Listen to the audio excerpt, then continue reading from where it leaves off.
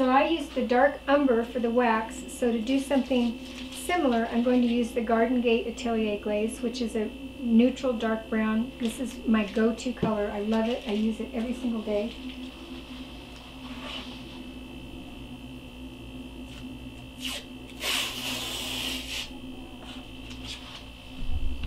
And a couple differences between the wax and the glaze to be familiar with.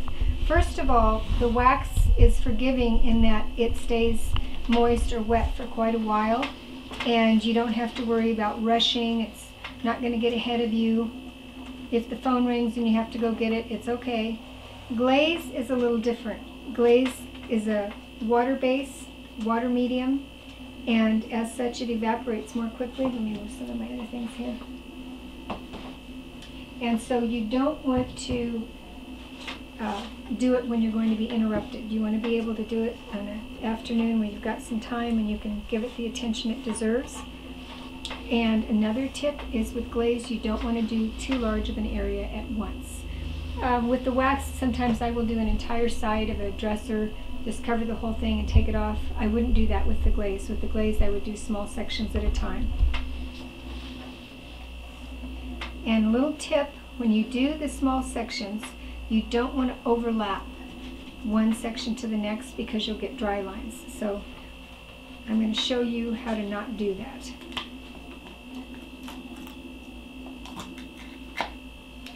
I use the glaze instead of the wax when I want to get a dramatic look quickly. I can get more contrast.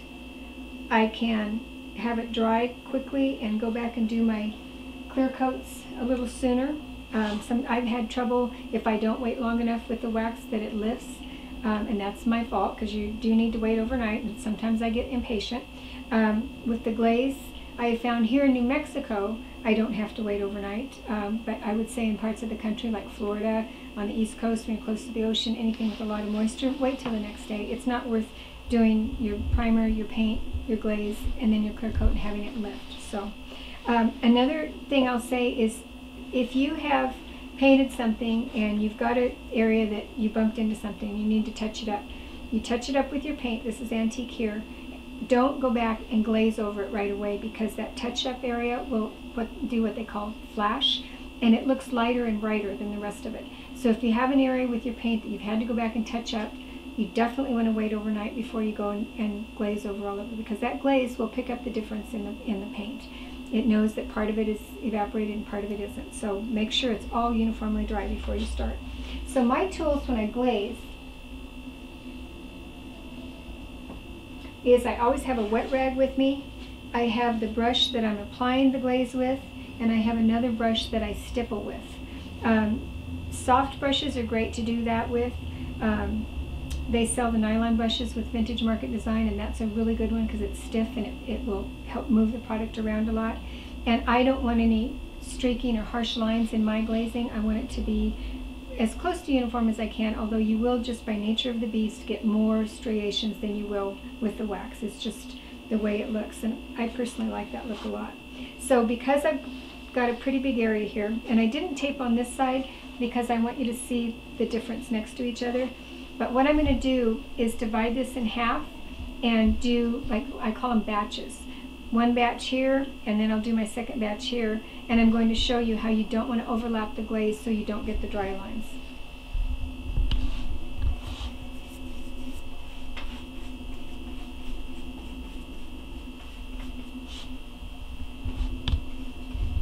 This is a really strong glaze compared to others that I've worked with, and I've worked with a lot of them over the years. I've been a decorative painter for 16 years, and a lot of the glazes act differently, and I was really pleasantly surprised with this one of how strong it is. It's almost like there's something in the glaze itself that's like a paint that doesn't lift too easily. I know I've used other lines in the past, and if you go back and clear coat over them, sometimes even the next morning, you'll have areas that lift, and boy, is that frustrating when you've done a whole wall and you've got a little area that lifts. This one will not. When it gets on there, it is not going anywhere. It's really strong.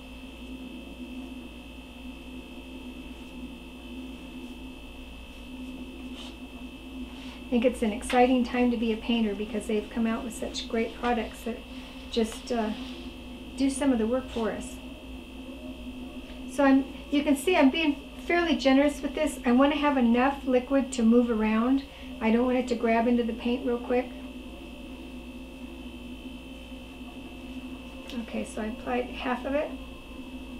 And then I'm going to use my wet towel to manipulate it. And I always like to make kind of a powder puff so that it's flat on the surface, because I don't want to get a lot of lines and wrinkles. You remember in the 80s when the ragging and the sponging and all that was so popular. We don't want to do that look now. We don't want all of those texture or movement marks in it. We want it to be fairly homogeneous. That's kind of what the look is now. It's a little more subtle, a little classier, I think.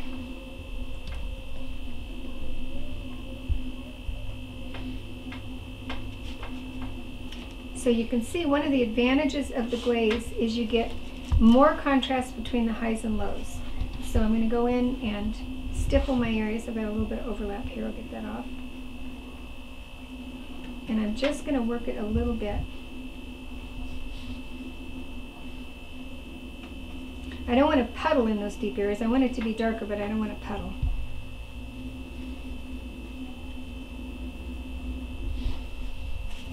And then I go over it one more time with another clean area of the wet rag.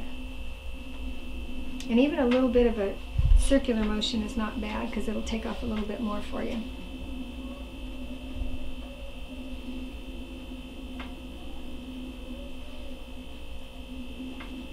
You can see how quick the glaze goes. You really don't have to do much. Now, because I've taken my time, I've got a line here. So what I'm going to do is use another clean portion and get rid of that line and just kind of erase it with the water that's in the towel.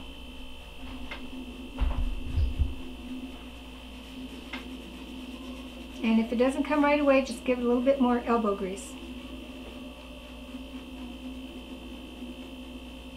And for that same reason that I don't want a line to show, I don't do a real straight line when I'm doing this. I got a little bit of jagged back and forth so that it's not as easy for the eye to see where I started and where I stopped.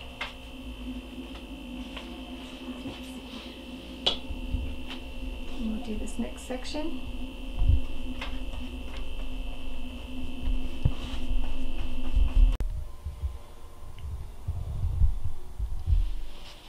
We had a brief interruption in the middle of doing our glazing technique here, and so I've got a good challenge to show you just how you don't get a dry line, because I would have if I had not taken action.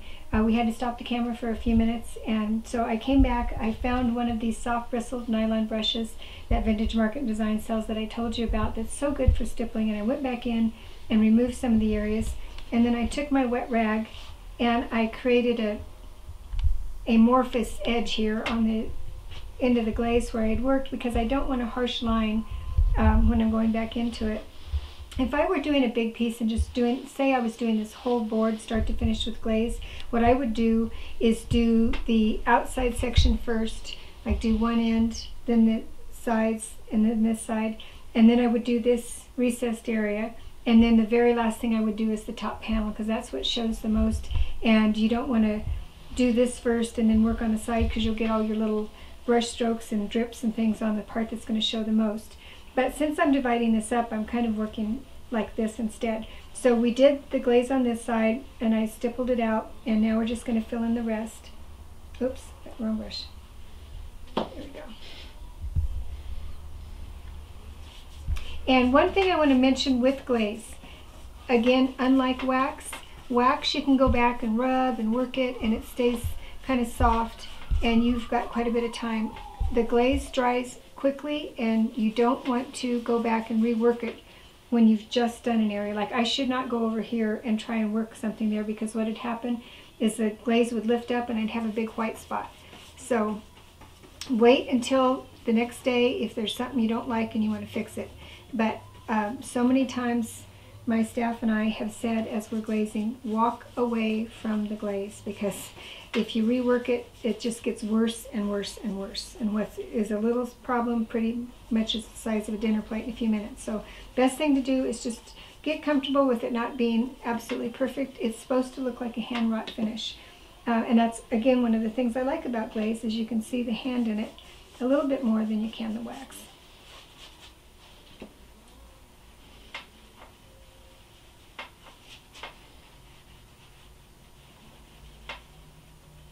So I'm getting the majority off, leaving it in the recessed areas. I keep switching to a clean area of my rag so I'm not picking it up and moving it around. And then I'm going to just feather out here so that I don't have a line.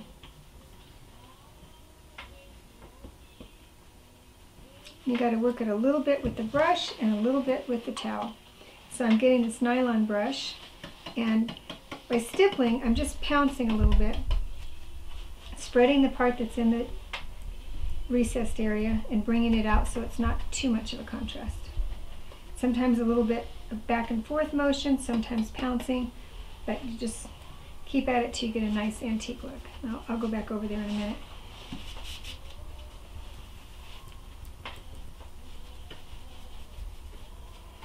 And so what I do is work on the area that's the darkest and has the most glaze, and then I'm going to go back into the area where I stopped before and just very slightly stipple.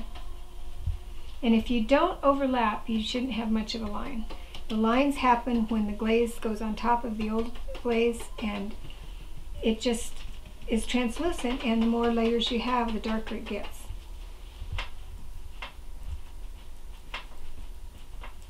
And you can see how this is drying pretty quickly. That's why you would not want to try and take on a big area at once. You would have a mess. And that's just the nature of glaze. Pretty much all the glazes I've worked with do that, but this one, as I said, is the strongest one I've ever used. Once it dries, it is really a nice, durable finish. And the colors are beautiful too. So I've got a little bit of a line developing there, so I'm just going to work that in. This is probably good because I can show you how to fix a line.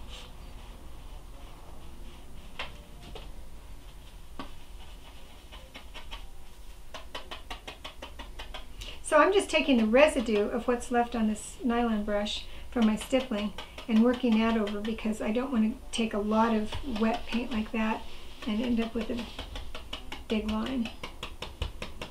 So by pouncing, you're getting a little bit less color.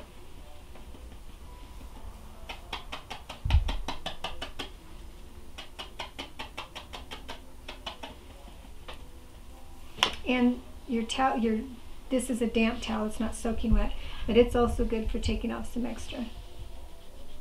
And a light touch is what you want to do. I'm just almost using just my fingernail to get a little bit of the glaze off so that it doesn't look too dark.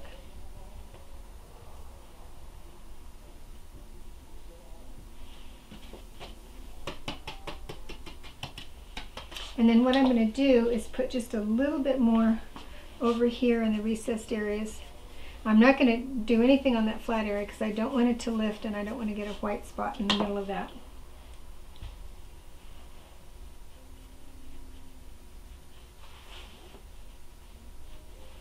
And again, the nylon brush, and stipple it out.